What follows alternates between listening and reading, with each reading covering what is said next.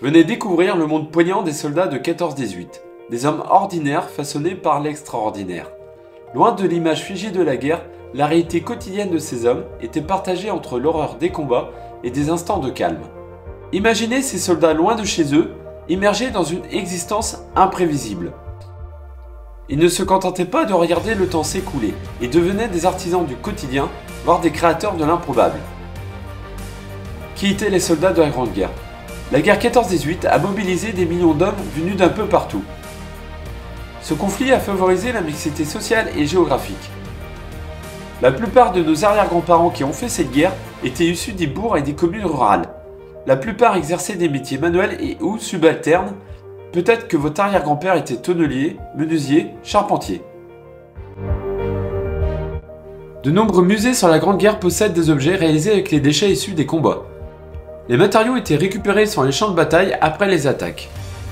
Rien que pour l'année 1914, l'armée française a utilisé 50 000 obus. En 1917, la France en a tiré jusqu'à 200 000. De tels objets s'expliquent par la surabondance de matières premières. Ainsi, André Breton, dans son poème L'amour fou en 1937, décrit un objet qu'il a trouvé au puces. Il s'agit d'un demi-masque de métal. En le retournant, il constate que c'est 12 obus de 75 mm, le standard de l'artillerie française à l'époque de 1914. Le petit obus de 37 était très facile à graver. Il se mettait dans une sacoche que l'on pouvait emmener chez soi en souvenir du front. Je vous invite donc à aller dans les greniers de vos grands-parents. Vous avez peut-être un tel artefact dans une malle pleine de poussière remplie d'araignées. Je vous laisse me le dire dans les commentaires. Les réalisations reprenaient souvent des motifs orientaux ou à fleurs très en vogue en ce début du XXe siècle. Pour les plus ouvragés, on peut y voir un message patriotique. On n'hésite pas à caricaturer l'ennemi germanique. La quête de matières premières rares s'effectue dans les maisons abandonnées, les villes détruites, les prisonniers et les morts qui sont dépouillés de tout ce qui peut servir. Les douilles d'obus vides, les fusées, les munitions, les décorations et autres objets métalliques sont transformés en vases, en encriers et en modèles de chars miniatures et en avions. Les pièces de monnaie sont aussi réutilisées.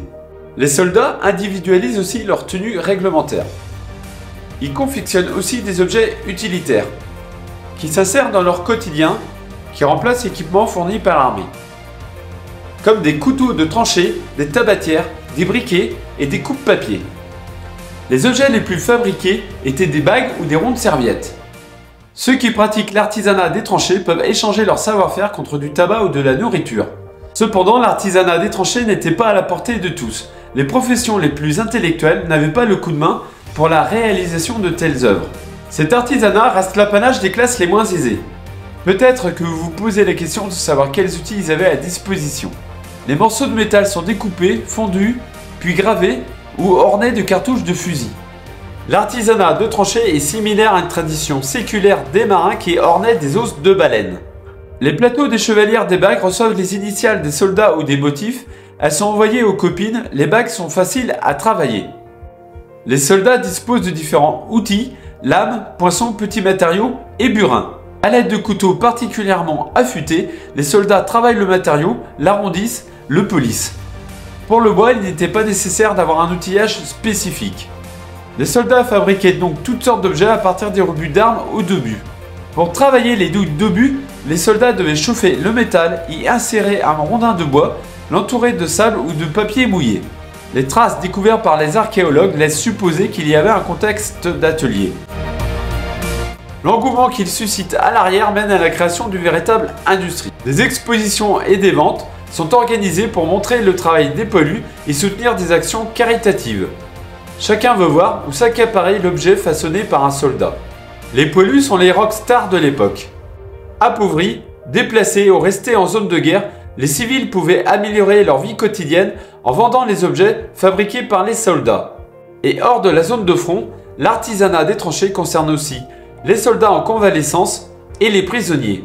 L'artisanat des tranchées pouvait être interdit en première ligne à cause du bruit et des lumières qu'il engendrait.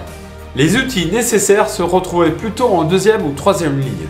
Pour les soldats situés en deuxième ligne, fabriquer de tels objets, c'était comme retrouver une identité perdue pour tous ceux qui avaient un métier normal. Après le conflit, ces objets obtiennent un statut mémorial et deviennent le souvenir de l'expérience du combattant. Il est à noter que l'artisanat des tranchées est moins présent dans les conflits postérieurs à 1914 dû à l'abandon de la guerre de position. L'artisanat de tranchées est donc un antidote à la dépression. Étudier ces objets permet de comprendre les mentalités en Europe dans les sociétés pré-industrielles, mais aussi dans un contexte de guerre et au lendemain des conflits armés. Si les soldats avaient recours à l'artisanat de tranchées pour meubler le temps, il y avait aussi un autre moyen pour trouver du réconfort. Nous le verrons dans une prochaine vidéo. Je vous donne un indice. C'est évoqué dans la série Band of Brothers de Steven Spielberg. Si cette vidéo vous a plu, n'hésitez pas à vous abonner, à liker et à mettre des commentaires. Je répondrai avec plaisir à vos questions sur la Première Guerre mondiale. En attendant, ciao et à une prochaine vidéo.